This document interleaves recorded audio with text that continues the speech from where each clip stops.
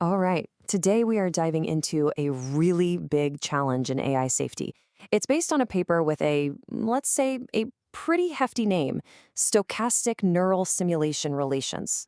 Yeah, I know, but stick with me, because behind that mouthful of a title is an absolutely brilliant and surprisingly simple idea about how we can teach an AI new tricks with a safety net built right in. So, to really wrap our heads around this, let's kick things off with a question.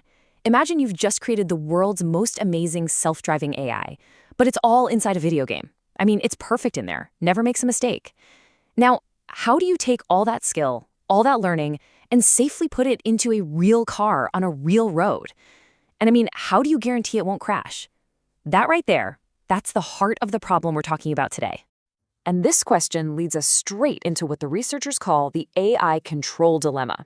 It's this fundamental tension in AI and robotics. And it's a massive deal for any system where, failure just isn't an option.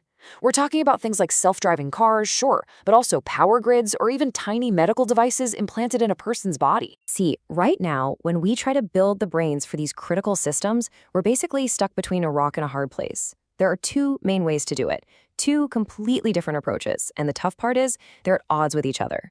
And spoiler alert, neither one is perfect on its own. So, in one corner, you've got the old school approach, symbolic methods. Think of these as the super cautious, by-the-book engineers. They are rock solid, mathematically provable, you can actually guarantee safety. But they're slow. They can be really rigid and brittle. Then, in the other corner, you have the new hotshot, learning-based AI. This is your neural network approach. It's incredibly fast, it scales up beautifully, and it's great at handling the messiness of the real world. The catch? And it's a big one. There are no formal safety guarantees. You can't actually prove it won't make a mistake. And really, that's the whole point, isn't it? The authors of the paper put it perfectly. They say, and I quote, "For safety-critical dynamical systems, control design must provide correctness guarantees." It's non-negotiable. I mean, think about it. A self-driving car that's probably safe? Yeah, that's not going to fly. So the big question is, how do we get the best of both worlds? How can we get the speed and adaptability of AI, but with the ironclad safety guarantees of the old methods? Well, how do you bridge a gap that big? The paper offers up a really elegant solution, and it's one that's actually inspired by how we learn. The whole idea is based on something called transfer learning. Just think about how you learn to ride a bike. You didn't just hop on a 10-speed racer, right? No way.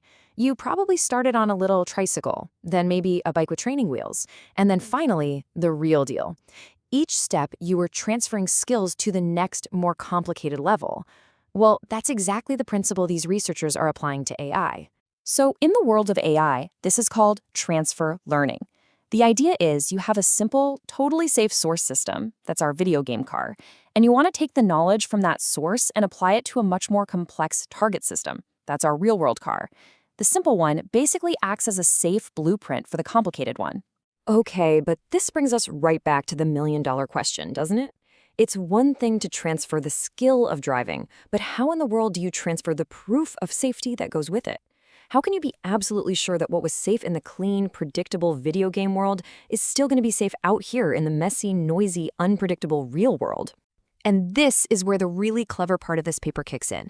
The researchers came up with this system that uses two special neural networks working in tandem. And to make it super easy to understand, let's just call them the translator and the chaperone. Okay, so this diagram basically lays out the whole framework. Over on the left, you've got our simple, safe simulation, the source system.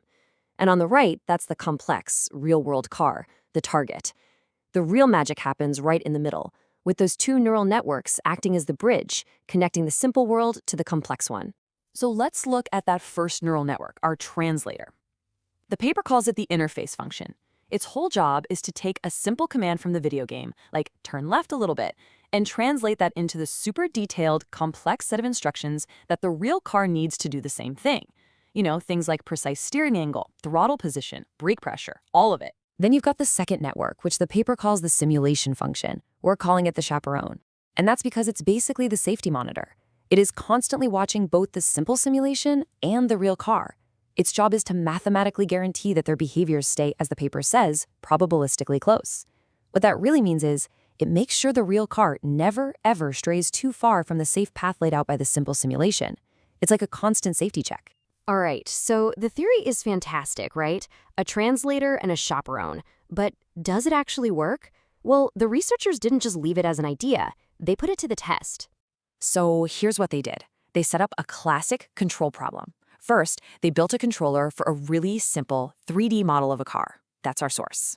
Then, using their new system, they tried to transfer that controller over to a much more complex and realistic 5D model. That's our target. And the final exam? The complex car had to navigate a winding maze without hitting a single wall. And the results? Well, they speak for themselves. Look at this. On the left, that solid black line is the perfect path taken by the simple model. And all those dotted lines? Those are different runs of the complex, real-world model. I mean, they are just shadowing that safe path almost perfectly. And check out the graph on the right. That shows the error, or how far the real car strayed from the simulation. And you can see it stays way below that red line, which is the safety limit. It absolutely worked. But here's the most important part. They didn't just show that it worked in a few tests, they proved it mathematically. They were able to generate a formal probabilistic guarantee. They proved with over 92.8% certainty that the real car would stay safely on track. And not just for a little while, but forever. So this whole approach has three massive advantages that make it a real game changer. First, it's model-free. That means you don't need to know the perfect complex physics equations of the real car for this to work. Huge. Second, the safety guarantees are infinite horizon. That's a fancy way of saying the safety promise doesn't have an expiration date. It holds true forever. And third, it's specification agnostic, which means you can teach it to do pretty much anything, avoid an obstacle, stay in a lane, parallel park, and the system can transfer the safety guarantee for that specific task. It's incredibly flexible. Okay, so let's pull back for a second. What's the big picture here? Why does all of this research really matter? Well, what we're looking at is a really important step forward in a field called neurosymbolic AI. It's this incredible combination of neural networks, with all their speed and adaptability, and symbolic methods with their rock-solid, provable safety. It's not a trade-off anymore. This is genuinely getting the best of both worlds. What this really gives us is a blueprint, a way to build AI controllers for some of the most complex, most critical systems out there. It's a foundational piece of the puzzle for building technology we can actually genuinely trust, because its safety isn't just based on a bunch of testing, it's mathematically proven. So at the end of the day, this research shows us we can transfer a skill, along with its safety guarantee, from a simple world to a complex one. That's huge. But it kind of leaves you with one last big question to chew on, doesn't it?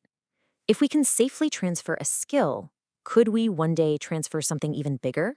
Something like experience?